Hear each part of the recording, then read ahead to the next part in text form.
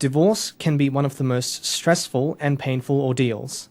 The cost of legal advice and the property settlements compound the stress and strain. In Australia, the patterns of marriage and divorce have changed significantly over the last century. Changing social attitudes towards marriage, along with major changes in divorce laws during the 1970s, resulted in a surge in the divorce rate during that decade, according to the ABS. The ABS says that based on recent trends in divorce rates, it's estimated that around 1/3 of all marriages in Australia will end in divorce. Financial Spectrum's Brenton Tong says separation comes with two major consequences.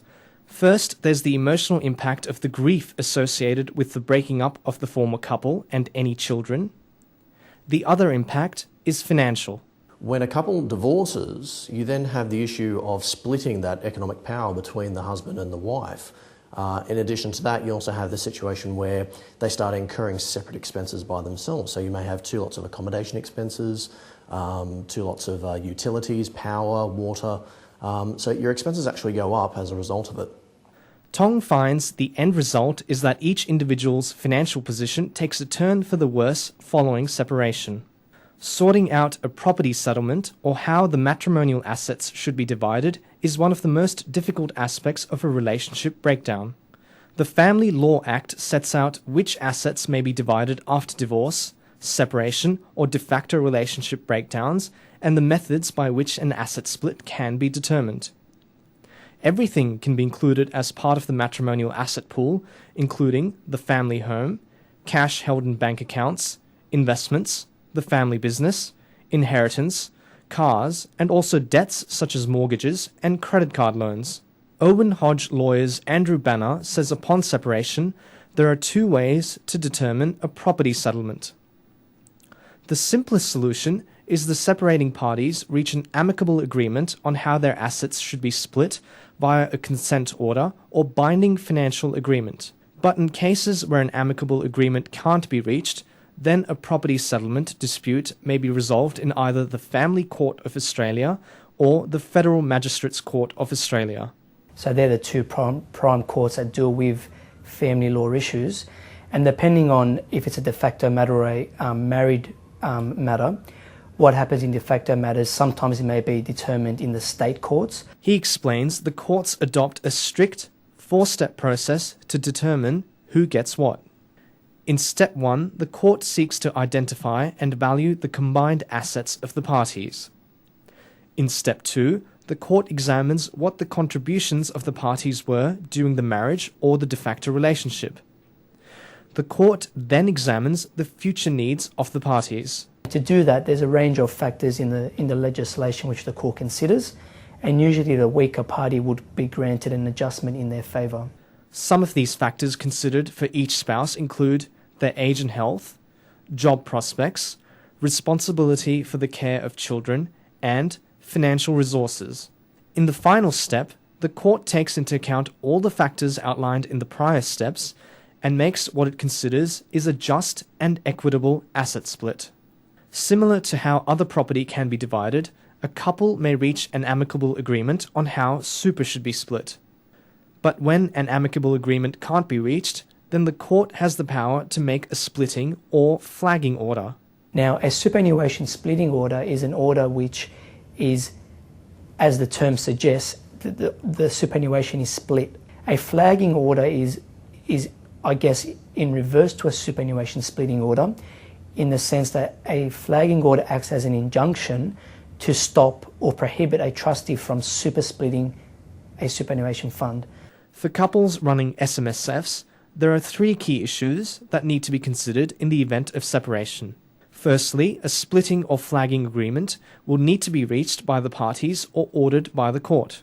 So the issues you need to consider is basically who's going to keep the interest in that super fund and what entitlement is going to be paid out to the other party, if any. After navigating the division of assets within the SMSF, the fund may need to restructure. It might need to be restructured in the sense of amending the trust deed to take off or remove a trustee, in which case would be either spouse, or it might be the circumstance where the remaining spouse wants to appoint another trustee, in which case the trust deed will need to be amended. Lastly, Banner recommends it's crucial that any party exiting the SMSF obtain an indemnification order from the court. The idea is for the member who's leaving the fund to be protected by that order, so if someone makes a claim against the fund, then a claim cannot go to that member. Tong says providing advice to an individual going through separation is much like dealing with a typical client, but it requires the advisor to consider some additional factors. He explains an advisor would typically be dealing with a client going through a breakup in 2 stages. The first being before the property settlement. Tong says it's difficult to provide in-depth strategic advice on areas such as super and wealth creation and so on in this stage, as the client's financial position is unclear, as the asset division hasn't been ascertained. Until there's actually a settlement which is agreed either between the parties or set down by the courts, you're really working with a moving target a little bit. It's only at the end of the divorce will we understand the exact asset position and the budgetary position of somebody, and once you know that, you can give a lot of advice with regards to moving on to the future. Tong recommends that in this phase, the most an advisor should do is discuss with the client how their financial circumstances are expected to change and provide budget-oriented advice given the client's cash flow position will likely weaken following separation. In the second stage, the property settlement and the asset division has been finalized, enabling the advisor to provide detailed strategic advice to help the client rebuild their finances. Tong says it's paramount that the advisor work with the client to review their financial situation and goals and recommend appropriate financial and lifestyle strategies to help them meet those goals. He stressed it's important to get a clear picture of the client's overall finances following the separation and property settlement. The advisor should ascertain information about the client, including their assets, liabilities, regular expenses, sources of income, and ongoing financial commitments that have been ordered by the court. In conjunction with analysing the client's finances, the advisor will also need to reassess the client's goals as they're likely to have changed following separation. You'll find after that, because their spouse, partner and family really formed the core of what they expected to do in the future, that a lot of that is actually now gone and they have to reset a lot of goals. And for some people, it can take a fair bit of time in order to actually do that. Once the advisor has a clear picture of the client's financial situation and goals, a number of strategies can be considered.